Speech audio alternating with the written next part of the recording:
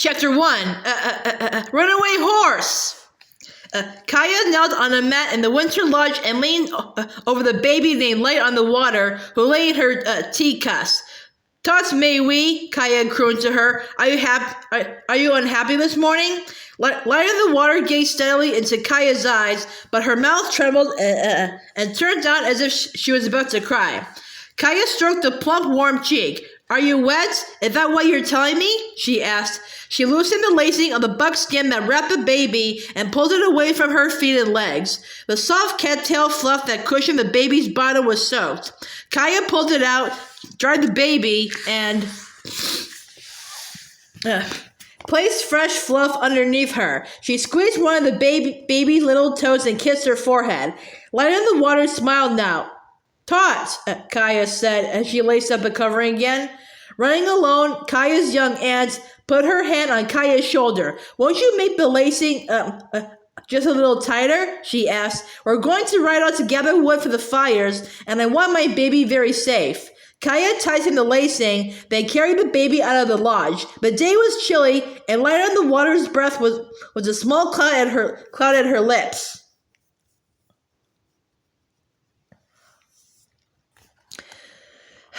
When Running Alone had mounted her horse, Kaya handed her the baby. Running Alone slipped the carrying strap of the teacups over her saddle horn and gazed down at her smiling daughter. "She likes your gentle touch," she told Kaya.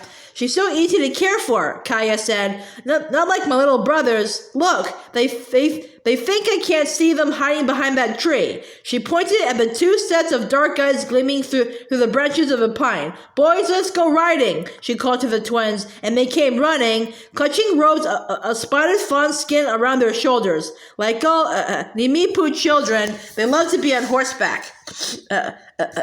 Kaya helped one twin climb up behind her older sister, Brown Deer.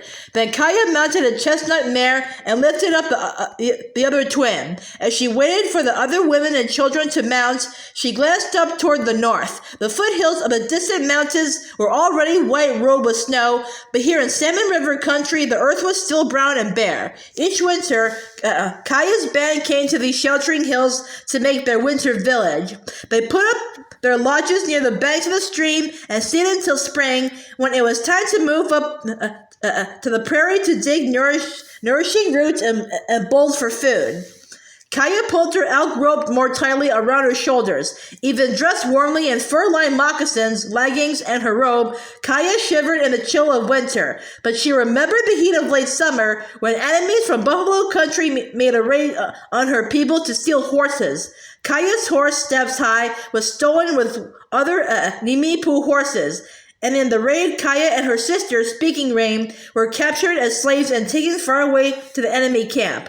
There they met a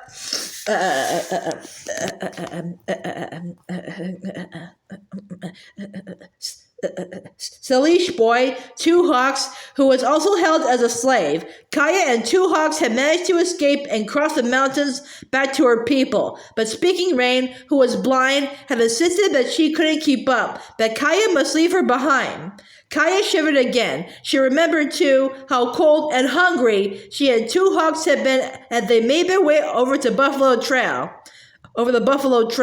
Now she and the boy were safe again, fed by the meat and warmed by the hides of animals that had given themselves to her people. But Two Hawks had broken his ankle on the trail, and it was slow to heal. He sat alone and homesick all day. Kaya felt as if she had two aches in her chest. One ache was a sharp-edged gratitude that she was with her family again, but the other was a stab of grief that Speaking Rain was still a captive. Kaya had promised that they would be together again, but where was her sister now? If Kaya could find her, how could she save her? And would she ever see her beautiful, beloved horse again? Soon Kaya was riding single file with the others. After a time, they came to a bowl-shaped canyon where trees grew thickly. The children ran to play, and the women fanned out along the creek to gather wood. A girl named Little Fun and some boys were climbing aspen saplings and swinging to and fro on them. "Magpie, fly into the trees with us," Little Fun called to Kaya. Magpie, Kaya winced. She tried to ignore that awful nickname the children had given her when they were all swished for her offense. Not now, she called back. I'm going to look for more fluff for the baby. She glanced toward Light on the Water and Running Alone, who was tethering her horse to a tree. The baby, lulled by the rocking ride, napped in her teacup on the saddle horn. Taking a twine bag, Kaya started for the stream after the other women.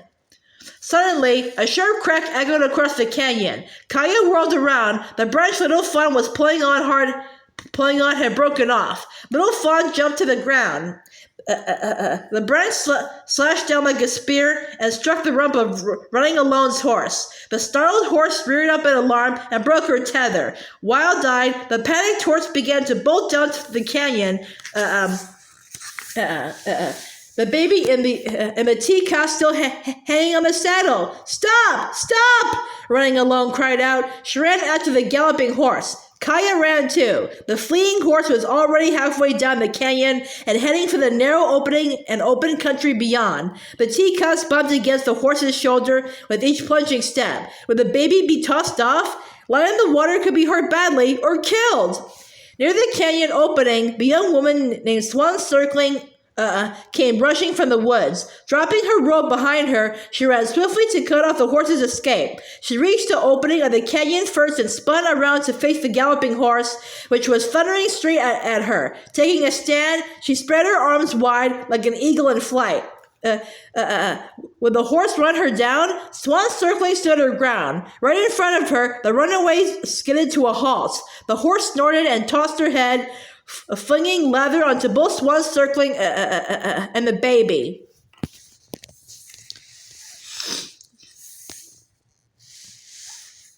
Swan Circling spun around to face the galloping horse, which was thundering straight at her.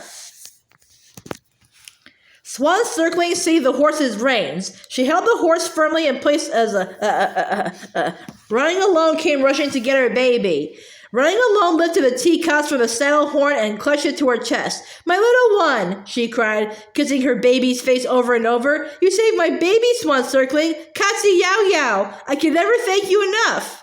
Kaya came running right behind her aunt. She reached to take hold of the reins, too, and stroked the horse's neck and shoulder to calm her. I saw you step in front of my horse, but how did you get here to halt? Running Alone asked. She could have run right past you or right over you. I didn't think of that, Swan Circling said. I wanted her to stop, and she did. Is your baby all right?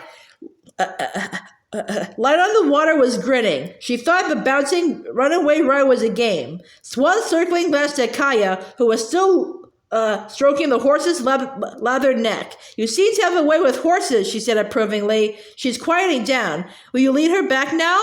Kaya held the reins of the uneasy horse securely as she and Swan Circling returned to the others. As they walked, she studied Swan Circling's calm face.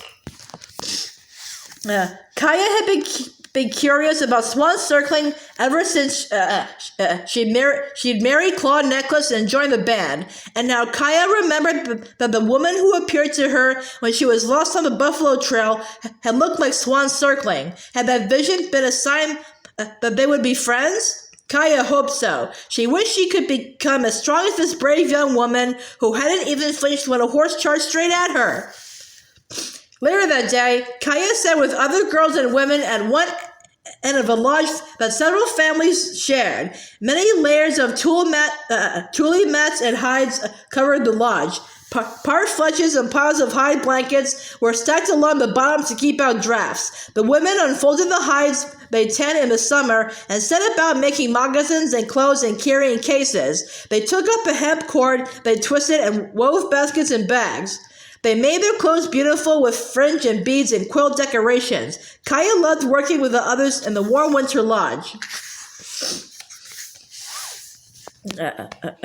Kaya watched brown deer stringing a necklace of beads made from shells. From time to time, brown deer ran her fingers lovingly across the beads. The necklace was for a man, and Kaya guessed her sister was making it for Cut Cheek. The two had danced together last summer, and soon they'd see each other again when he came with other neighboring villagers for the winter gatherings. Each day now, Brown Deer combed her hair and dressed it with fragrant oil so it would grow long and silky.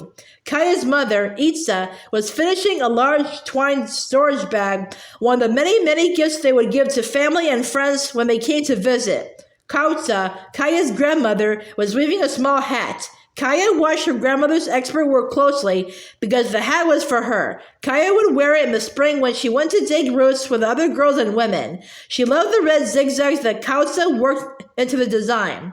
Kaya put aside the basket she was weaving and picked up her sister's worn buckskin doll. Speaking Rain had carried her doll everywhere she went. With her sister gone, Kaya kept the doll close to her. As she adjusted the doll's dress, she discovered a tear in her back, a bit of deer hair stuffing poking out. She decided to mend it and have it ready for Speaking Rain when she was with them again. Kaya wanted to care for the doll because she feared she hadn't taken good care of Speaking Rain. When the enemies had made their raid the night last summer, Itza had told Kaya to take Speaking Rain to hide in the woods. But Kaya went first to look for her horse, and enemies seized her and her sister and carried them off.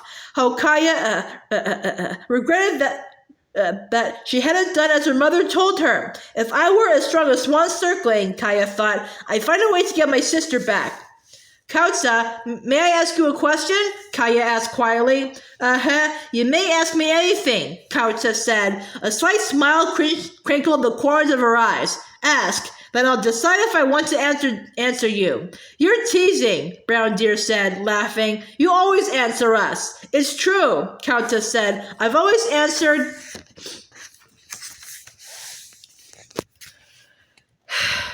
your questions so far. What do you want to know? Kaya threaded her bone needle with a bit of sinew and began stitching the tear in the buckskin doll. I want to ask about Swan Circling. What makes you so different? Different? Kautsa said. You must be asking me how Swan Circling came to be a warrior woman. Now there's a story. Can you tell us? Brown Deer asked eagerly. Kautsa nodded. Her fingers were busy as she twined the brown hemp with the yellow bear grass. Swan Circling came to live with us when she and Claw Necklace married 3 winters ago. We all saw right away that she was a strong girl, eager to help. Then, Kautsa paused and held the hat she was weaving above Kaya's head to check the size. The many strands of cord trailing from the hat tickled Kaya's nose. Then, Kaya prompted her grandmother.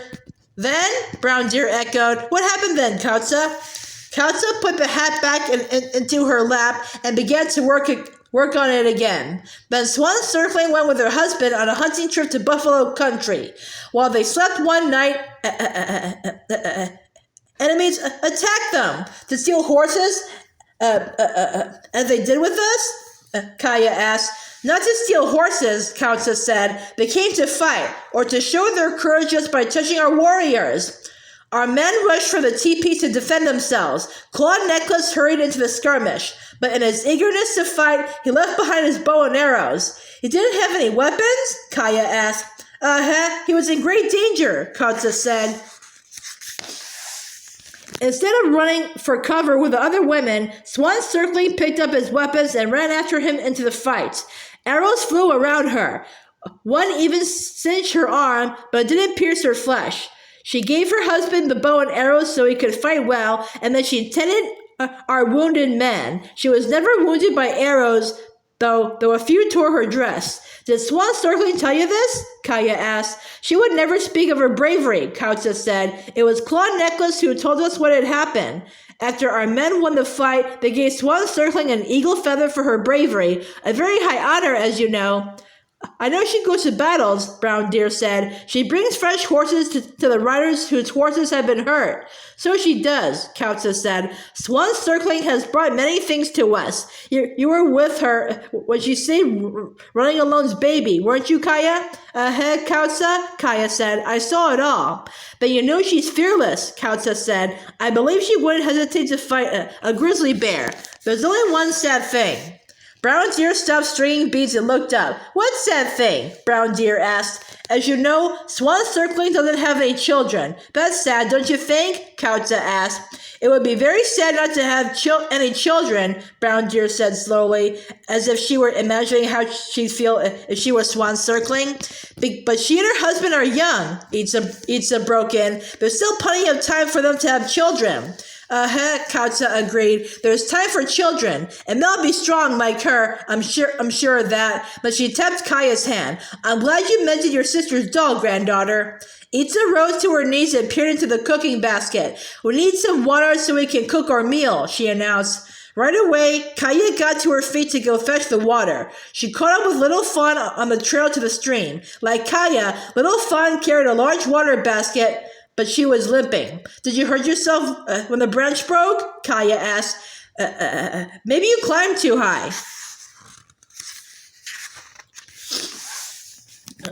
Little Fawn winced at each step, but she shook her head. It's nothing. I've jumped out of trees much higher than that. Other women and girls were drawing water at the stream. Kaya saw Swan Circling a little way downstream, leading a spotted mare. As the mare drank, Swan Circling dampened a bunch of leaves and tied it onto the mare's back. Kaya went downstream to her side. She'd been eager to see Swan Circling again, but now that she stood beside her, she didn't know what to say. She stroked the mare's flank. This is a pretty one, she said, as she got swords on her back. Swan Circling said. The men saw her rolling in a patch of sage to heal herself. They asked me to make a poultice of the sage for her. The spots on her rump remind me of my horse steps. Kaya stopped, afraid to go on for fear her voice would break. Swan Circling glanced at her with concern in her eyes. You miss your horse, don't you? She said. I just saw the boy who escaped with you. Kaya leaned down and dipped her water basket into the stream. 2 hawks can't put weight on his broken ankle yet, she said. He has to be patient. You're right, Swan Circling said. It takes time for bone to heal, but he looks lonesome and grumpy. That's because he doesn't like to be patient, Kaya said. Swan Circling laughed. That's the kind of boy he is. It's good you were with him when you escaped. You're a dependable girl, I can see that. You two are very strong to run away and find your way back. It's too bad he's unhappy here with us. Kaya's cheeks burned with pleasure at this praise from the woman she admired so much. To keep Swan Circling from seeing that she was blushing, Kaya turned her head. Little Fawn was standing on the shore a little way upstream, a basket of water in her arms. When Kaya looked away, Little Fawn lifted her chin and narrowed her eyes. Magpie flew back to her nest, she said, and limped away. Was she jealous of the praise Kaya had been given? Magpie? Swan Circling said. Is that your nickname, Kaya? She patted the mare's rump and took her lead rope. They call me that sometimes, Kaya said. Swan Circling gave Kaya a searching look. Some nicknames dig into us like bear claws, she said. As you grow older, they don't hurt so much. Will you remember that, Kaya? Kaya said. I'll remember. Tots, Swan Circling said with approval. She started to lead the mare back to the men who tended the horses. Kaya bit her lip as she watched Swan Circling walking back to the herd. Swan Circling had offered her good advice about her nickname, but of course, she didn't know that Kaya had gotten it last summer because she'd gone off to race her horse instead of taking care of her brothers. Whip Woman had scolded Kaya, saying she must learn to think of others before she thought of herself. If Swan Circling knew that, she'd certainly regret calling Kaya strong or dependable. And if she knew that it was Kaya's fault that she and Speaking Rain had been taken captive, would Swan Circling have any respect for her at all?